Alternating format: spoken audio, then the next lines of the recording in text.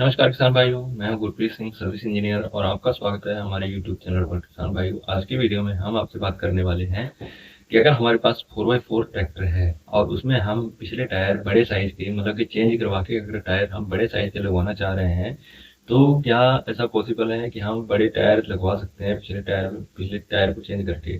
तो किसान भाइयों, ऐसा बिल्कुल भी मुमकिन है, संभव है, लेकिन आपको चारों टायर चेंज करने पड़ेंगे। अगर आप सोच रहे हैं कि खाली पिछले टायर ही चेंज करें और उसके साथ ही अगले टायर वही रहने दें, तो ऐसा पॉसिबल नहीं है।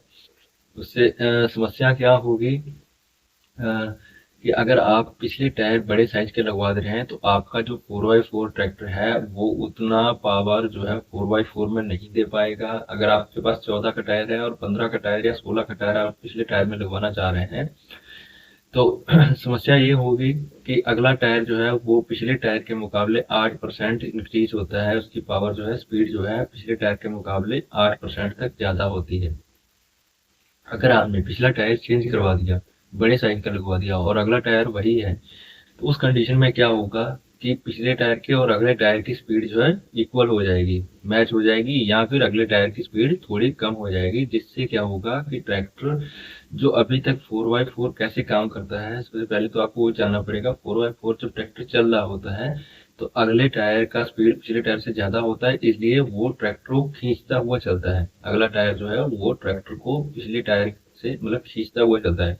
जैसे ही आपने पिछला टायर बड़ा लगवा दिया तो अगले टायर की स्पीड कम हो गई। अब क्या प्रॉब्लम होगी, पिछला टायर अगले टायर को धक्का दे के चल रहा है। पहले अगला टायर आपके ट्रैक्टर को खींच के चल रहा था, अब क्या है कि अगला टायर स्लो हो गया, अब पिछला टायर आपके ट्रैक्टर को अगले टायर को धक्का दे रहा है। यानी कि ट्रैक्टर के ऊपर जो पहले पावर आ रही थी वो खींचने की आ रही थी, अब ट्रैक्टर जो है ट्रॉली तो खींच ही रहा है, साथ ही साथ अपने आप को अगले टायर को भी धक्का देना पड़ रहा है ट्रैक्टर को, जिससे ट्रैक्टर का पावर लॉस होगा, डीजल ज्यादा खपत करेगा और इंटरनल डैमेज भी हो सकते हैं, जैसे कि फ्रंट एक्सल का टूट जाना और प्रोपेलर शाफ्ट का टूट जाना, या गियर बॉक्स में गियर का टूट जाना, या फिर किसी प्रकार का कोई बेरिंग टूट जाना।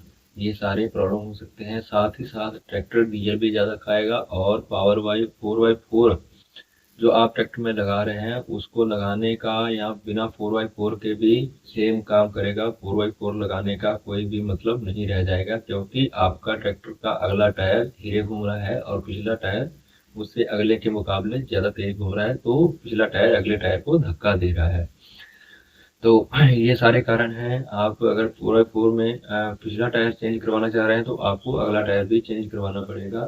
खाली पिछले टायर से आपका काम नहीं बनेगा। नमस्कार, धन्यवाद। अगर वीडियो अच्छा लगा हो तो कृपया लाइक जरूर करें। धन्यवाद, नमस्कार।